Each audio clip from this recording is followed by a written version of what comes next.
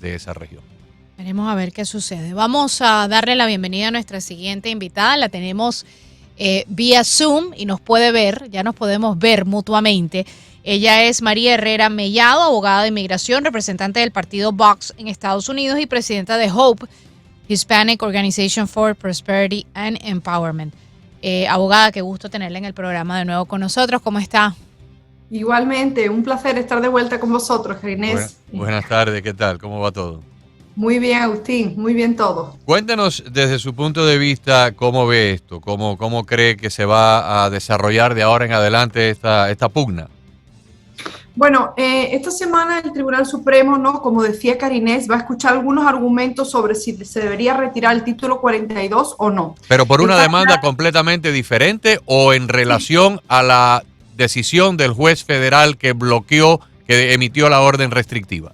No, otra decisión, pero justamente como decíais vosotros, esta es otra decisión del Tribunal Federal que va a impedir que se levante el título 42. Mira, lo que estamos viviendo aquí en datos reales. El mes de marzo, más de 221.000 personas entraron por la frontera sur, llegaron a la frontera sur. Es el peor dato desde que se fundó, desde que se creó el Ministerio de Seguridad Nacional. Ha incrementado en un 300% la llegada de inmigrantes desordenadas, de esta forma, a nuestra frontera desde que Donald Trump era presidente. Solo en Centroamérica en el mes de marzo llegaron unas 88.000 personas y niños menores no acompañados 16.000. Los números están batiendo récord. Esto es el resultado de las políticas que han puesto en esta administración Biden y Kamala Harris y, por supuesto, el secretario mayor, contra el que hay ahora mismo varias peticiones para que lo echen, porque definitivamente este hombre ha creado una crisis cuando hacía ese llamamiento de que los niños iban a ser tratados de una forma humanitaria, que podían venir, y se ha disparado el número de casos de tráfico humano. Hasta el año pasado teníamos ya 27 terroristas que han entrado por nuestra frontera, documentados por la patrulla fronteriza, y podríamos seguir. Hay casi 25 demandas pendientes contra la administración de Joe Biden y Kamala Harris, y estamos muy pendientes porque aquí los abogados lo que estamos viendo, Karinés y Agustín, es que ni siquiera se le está pidiendo ya la entrevista del mío creíble a muchos de nuestros clientes. Por lo tanto, tú puedes declarar que tú eres venezolano y que vienes huyendo y no hay una segunda pregunta, a la persona se le está dejando entrar. Eso para nosotros es muy preocupante. Otro punto también es que se le están dando teléfonos inteligentes para que los inmigrantes entren y se reporten a ICE, porque hemos pasado hasta 7 meses en los que nuestros clientes con citas no se podían reportar a ICE, el caso aquí en Miami, en Miramar, porque ni las oficinas estaban abiertas. Cuando están abiertas hay un retraso tan grande, un colapso. Pero bueno, el hecho que tengan, abogada, el hecho que tengan teléfono no significa que se van a reportar. No, claro que no, esa es una medida. Si no se reportaron con grillete, se van a reportar con un celular. Lo que pasa, Karinés, es que yo me imagino que no habrá tantos grilletes ya como para personas que están llegando. No es suficiente.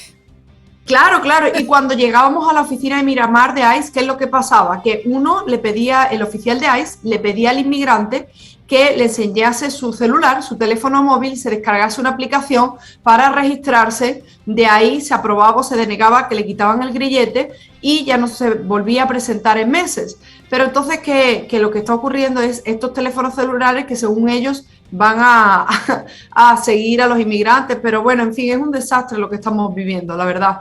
Ayer nos llamó alguien al programa, abogada, y esta no es la primera vez que nosotros escuchamos esto, pero nos llamó, creo que venían de Cuba. Dice, mira, un familiar llegó y le dieron la planilla para obtener la tarjeta de votación.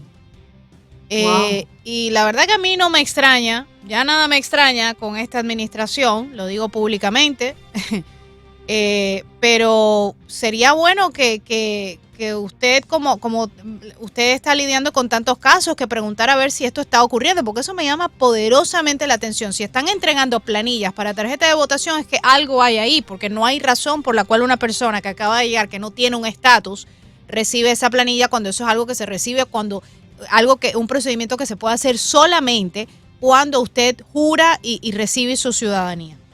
Correcto, hay muchas personas que al llegar, es que están cambiando tanto los programas locales, los formularios, lo que le dan, y después recordemos que en esa frontera ahora mismo lo que impera es el desorden, y un montón de ONGs y de personas que se hacen pasar por abogados también que estafan a los inmigrantes, y grupos interesados, activistas políticos, en fin.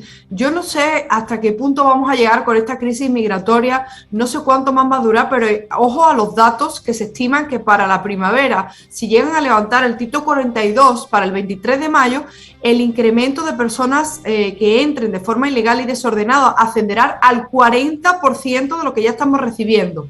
Y para que se haga una idea de la gravedad de lo que estamos hablando, la patrulla fronteriza establece que 1.000 personas que lleguen a los Estados Unidos, 1.000 personas diarias que lleguen a los Estados Unidos de esta forma desordenada, ilegal, pidiendo asilo, intentando entrar, es bastante abrumador, pero estamos recibiendo 18.000 personas diarias. Que están ahí, diarias. Entonces, la patrulla fronteriza está ahora mismo completamente desbordada y yo no sé hasta qué punto van a aguantar, porque de verdad que esto se está poniendo cada día peor.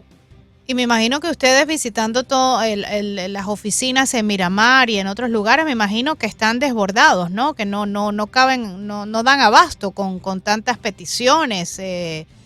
Es terrible, abren las oficinas, las cierran, el inmigrante llega, tiene una cita a las 9 de la mañana, llegan a las 8 de la mañana, a veces nos piden que vayamos con ellos y son las 2 y las 3 de la tarde, todavía no lo han atendido, las familias con niños, algunos con grilletes, no te dejan entrar ya a las oficinas, sino simplemente tienes que estar fuera en una cola, esperando, los oficiales van, entran, salen, en fin, y en otros datos ya son más de 2,5 millones que sepamos de personas desde que Joe Biden llegó al poder, que han llegado a la frontera sur.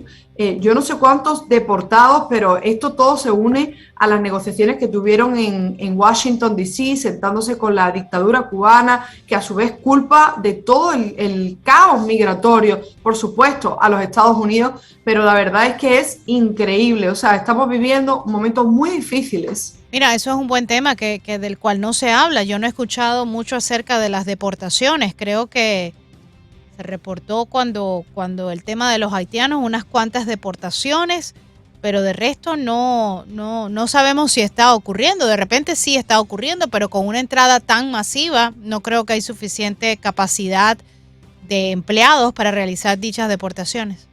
Correcto, se estima, ellos dicen que han deportado alrededor de 1 millón de personas, ellos dicen, no lo sabemos realmente. Lo que sí está claro es que La Habana estaba sentada en Washington, D.C., pidiendo que, bueno, Estados Unidos lo que quería era que Cuba aceptase más deportados, y La Habana, por supuesto, estará negociando otro tipo de cosas, pero lamentable lo que estamos viviendo. Recordarles a la audiencia que además la administración de Biden no ha tenido ningún reparo en deportar a Venezuela, a venezolanos, que eso fue denunciado y se detuvo gracias al trabajo de varios abogados que denunciamos públicamente, tanto en New Jersey como Florida, que nuestros clientes incluso con ciudadanía, con una segunda ciudadanía, en el caso de algunos de venezolanos colombianos, estaban siendo deportados a Venezuela. Tuvimos clientes incluso que nos hablaron del maltrato que se le estaba dando, gente que venía pidiendo asilo aquí porque les habían pegado o golpeado en Colombia, en fin, un auténtico desorden. Lo que os puedo decir es que ya no solo la patrulla fronteriza, la propia policía de ICE, yo el año pasado interpuse, ya he perdido la cuenta de cuántas denuncias puse frente a la oficina legal de ICE, porque incumplían absolutamente todos los plazos, porque no respondían los teléfonos, porque no procesaban los paroles, porque detenían injustamente a los inmigrantes, porque no emitían los documentos correctos. En fin, es que fue tan desesperante. Yo tuve que llamar a ICE varias veces, a la oficina legal en Washington, D.C., y ya hasta que ya de verdad empezamos a hablar en los medios de comunicación de lo que estaba pasando, pues nadie nos echó cuenta. ¿Espera usted o cree usted que si hay un cambio de control de la Cámara de Representantes y del Senado por vía de lo que son los fondos de dinero, los presupuestos que se adjudican para las agencias del gobierno, pueda haber un cambio de la política del gobierno de Biden en cuanto a la situación fronteriza? Esa es muy buena pregunta, Agustín. Lo que pasa es que efectivamente para el control de las fronteras le corresponde al gobierno federal. Y como ha dicho Greg Abbott y como ha dicho Ron DeSantis, el gobierno federal no está colaborando, no es que esté en los mejores términos con los gobernadores estatales que están sufriendo el impacto de la inmigración más cercano, pero podría ser. Yo no lo sé, lo que es cierto es que esta crisis migratoria humanitaria está llevándonos y nos está alejando de lo que eran supuestamente los acuerdos bipartidistas necesarios por los que abogan algunas personas. Yo creo que mucha de la gente que habla de inmigración no tiene ni idea de la normativa de inmigración, no tiene ni idea de los perdones, de los permisos, de las entradas, de los visados, de la inmigración humanitaria. Y un punto adicional que me gustaría añadirle, hace 2 semanas y media yo tuve la oportunidad de entrevistar al presidente del doctor Alejandro Giammattei, el presidente de Guatemala, y luego seguido al ministro de Asuntos Exteriores de Guatemala, también Mario Búcaro, que me confirmaron en vivo que Kamala Harris y Joe Biden ni siquiera a Mallorca le habían pedido en ningún momento que detuviesen las caravanas ilegales y que de todo el dinero que se anunció, los 300 mil millones para la zona, para el país, ellos no habían recibido ni un solo dólar para detener la inmigración ilegal. Ellos lo que dijeron por su parte es que ellos sí habían pasado leyes para detener a los traficantes de seres humanos, que ellos incluso penalizaban a los coyotes, los traficantes de seres humanos, con una penalidad de hasta 20 años de cárcel, $200,000 por cada instancia, y que no estaban asistiendo a la cooperación de esta administración. Así que la cosa está bastante difícil si no hay ningún tipo de entendimiento regional. Ahora parece ser que las reuniones giran en torno a las deportaciones hacia La Habana, y esto es la situación que se está viviendo aquí en Estados Unidos. Salió una encuesta ayer o antes de ayer, salen tantas encuestas todos los días que uno pierde la noción de quién mide qué cosa. Pero salió una encuesta donde cerca del 55% de los estadounidenses opinan de que el gobierno de Biden está, y aquí la palabra clave es la que voy a mencionar ahora, está intencionalmente afectando la inmigración ilegal por la frontera. O sea, las personas no creen que esto es un desbordamiento, un desbordamiento. Que no están informados. De pronto la pandemia produjo una serie de crisis en otros países y la gente en un estado de desesperación agarraron una maletita o una mochila y dijeron vamos a correr para los Estados Unidos. El 50 y tantos por ciento, creo que es un 55, 56% de los estadounidenses creen que el gobierno de Biden intencionalmente ha debilitado la seguridad fronteriza para facilitar la entrada de estas personas. Eso por lo menos, yo no estoy diciendo que sea así, estoy diciendo que es la percepción de la mayoría, de más del 50% de las personas que viven en este país.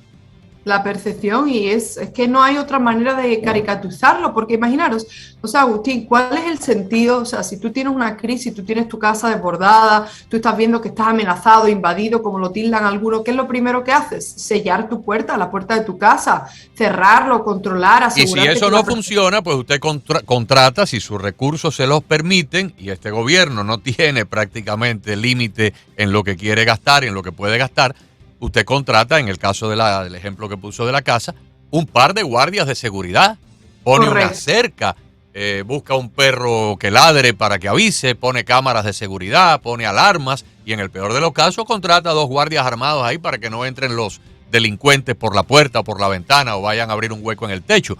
Eso es lo que hacen. Yo tengo amigos que tienen joyerías y esas joyerías son inexpugnables porque se han gastado miles y miles y miles de dólares en equipos blindados, cristales a prueba de bala, placas de metal en las paredes por si alguien quiere venir de fuera a romper el bloque de cemento, no lo puede hacer, alarmas. Hay un montón de cosas que se hacen precisamente para garantizar la seguridad. Este gobierno lo único que hizo fue desmontar y desbaratar todas las medidas de seguridad que el gobierno anterior había implementado. Y por supuesto, cuando usted envía ese mensaje, no vengan para acá que tenemos fronteras abiertas, pues por supuesto, a río revuelto ganancia de pescadores. Así mismo, la verdad que no sabemos qué va a pasar, pero Hemos visto incluso esta semana que el New York Post decía que se retomaban los vuelos nocturnos transportando a los menores medio de la noche hacia los estados como Nueva York. Hay acuerdos. Mira, yo quiero incluso explicaros que aquí ya se está creciendo un negocio que es el de montar orfanatos, comprar edificios por parte no solo de estadounidenses, sino de inversores exteriores. Tengo conocimiento de gente que está viniendo a Estados Unidos a comprar edificios para luego sellar acuerdos con el gobierno federal y albergar a todos los menores y los inmigrantes. Esto ya no es solo un negocio de las mafias, de los traficantes de seres humanos en la frontera sur, sino que inversores extranjeros lo están viendo porque están mirando los números y los números están ahí. ¿Qué vamos a hacer con la cantidad de millones de personas que están entrando sin ningún tipo de control? Los centros de detención están completamente desbordados. Yo te digo que yo cuando tengo los detenidos y llamo y esos teléfonos comunican, los deportadores tienen los buzones de voz rebasados, tienes que esperar 7 días, los emails no los contesta, o sea, doctora, es una escuche, mi familia tiene una persona muy amiga, íntimamente amiga, y yo escuché esto ayer, este cuento lo escuché ayer de boca de esta persona. Le llegó un sobrino de Cuba. El sobrino viajó directamente a Nicaragua. Hay un contubernio entre la dictadura castrista y la dictadura de Daniel Ortega. Parte del dinero que la familia paga se queda en el régimen sandinista. Cuando llegan al aeropuerto de Managua, las autoridades nicaragüenses le quitan el pasaporte cubano, se lo rompen y le dan un documento de viaje emitido por Nicaragua para que esta persona pueda atravesar por Centroamérica y con un salvoconducto, y cuando llegan a México pues entran como Pedro por su casa. ¿Cuánto tiempo usted cree que esta persona, no ni siquiera voy a identificar la edad que tiene para ser prudente, sobrino de una íntima amiga de mi familia, y el cuento lo escucho yo de boca de la señora que vive acá en Estados Unidos, ¿qué tiempo usted cree que estuvo entre el momento en que sus pies pisaron territorio americano y el momento en que le dieron la libertad? 1 hora y media, 90 minutos. En 90 minutos lo mandaron a desnudarse con la ropa que traía de allá del viaje, porque evidentemente había que quemarla, eso está muy bien por cuestiones de salubridad. Le dieron una ropa allí temporal, le procesaron los documentos, le dieron un parol. Salió sin grillete, con un parol, y le dijeron, usted ve la tiendecita esa que está del otro lado de la reja. Esa es una tiendecita privada, pero nosotros tenemos un convenio con ellos. Ahí usted puede ir y comprarse zapatos, un par de medias, un pantalón, ropa interior, una camisa, para que tenga una ropa nueva, y cuando se vista, nos devuelve entonces el overol o el mono que le dimos aquí temporalmente. 1 hora y media. En 1 hora y media, este sujeto pasó de entrar al territorio de Estados Unidos desde México a estar en plena libertad. Increíble, eso confirma lo que os venía diciendo, que ya no se está haciendo ni siquiera la entrevista al Mío Creíble, porque la entrevista al Mío Creíble, para los que no lo sepan, esos son documentos de 16, 17 páginas en las que te hacen todo tipo de preguntas. Eso lo hace un agente, después lo tiene que pasar al supervisor a un tiempo. Por eso antes normalmente las personas estaban detenidas, ¿no? Pero no, o sea, esto que está pasando es increíble, lo que estamos viviendo ahora con todo esto. Abogada, ¿quién está cuidando a estos niños en los orfanatos que usted menciona? Pues los mismos, ellos ponen un personal a disposición de estos orfanatos, en personal médico, hay enfermeras. Lo que, o sea, que se ha convertido en un negocio. ¿Es un negocio? Es un negocio. No. O sea, ¿Y quién cree que paga? Pagamos nosotros a través del dinero del gobierno federal, que es el que va a sufragar todo eso. Exacto, sí, exactamente, así es. A ver, pero supuestamente estos niños viajan solos, porque la supuesta historia, porque si estamos hablando de orfanatos es porque la historia es mentira. La supuesta historia es que mi mamá me mandó porque en el otro lado del charco está mi papá. O sea, en los Estados Unidos está mi papá, o viceversa, lo que sea, o está una tía, o está una prima, y esa prima o tía o quien sea familiar me va a cuidar. Correcto. ¿Por qué supuestamente, o sea, por qué si eso es verdad, por qué la necesidad de orfanato? O sea, ¿quién está mandando a estos niños solos ¿A qué? ¿A que se críen aquí en las calles? O sea, yo no comprendo. ¿Será que la gente aquí no los reclama? ¿Cuál es la situación? ¿Por miedo a que los deporten? Lo que pasa es que no necesariamente es un padre, puede ser un tío, puede ser un hermano, puede ser un amigo, el que tú declaras un momentito, el que tú declaras que va a recibirte. Y entonces, ¿qué pasa? Que cuando tú llegas aquí, muchas veces HHS, la Oficina de Salud, tiene que básicamente determinar que efectivamente ese familiar tuyo, que no hay drogas en la casa, hay muchas cosas, ¿no?, que hay que hacer. Y como no se están haciendo, por ejemplo, muchas personas se retiran y a veces los propios coyotes mienten, dicen, sí, este niño va a entrar con tal persona. Y luego no existe tal persona, mienten, se equivocan, destrozan documentos, hay tantas cosas que le puede pasar en el trayecto del niño, que eso es lo que está pasando, ¿no? Terrible situación, pero peor aún, lo más terrible es que este gobierno está propiciando las condiciones para que esto todavía se empeore más. O sea, en vez de buscar herramientas, negociaciones con los gobiernos centroamericanos, como hizo el presidente Trump, con el gobierno de México, como hizo el presidente Trump, tan pronto llegaron a la Casa Blanca, rompieron esos acuerdos. Ya esos países centroamericanos no tienen absolutamente ningún interés ni ningún beneficio en proteger el origen de las caravanas o el tránsito a través de sus territorios. En vez de buscar herramientas para coartar y reducir el asunto de la entrada ilegal, este gobierno lo que está es cada día facilitando más el flujo, la entrada hacia los Estados Unidos. Y quitan el título 42, y eso ahora va a estar en manos de tribunales, y lo quitan, a la larga o a la corta lo quitan, se va a duplicar el número de entradas ilegales. Entonces, si tenemos ahora 500,000 de niños en orfanato, vamos a tener 1 millón. Si tenemos en este momento 5 millones de personas en estas condiciones, vamos a tener 10. Y si eso no lo para nadie, cuando este gobierno termine, si es que llega el presidente Biden sano y salvo, porque está en situaciones que tal vez en algún momento le van a tener que aplicar la enmienda 25, como van las cosas.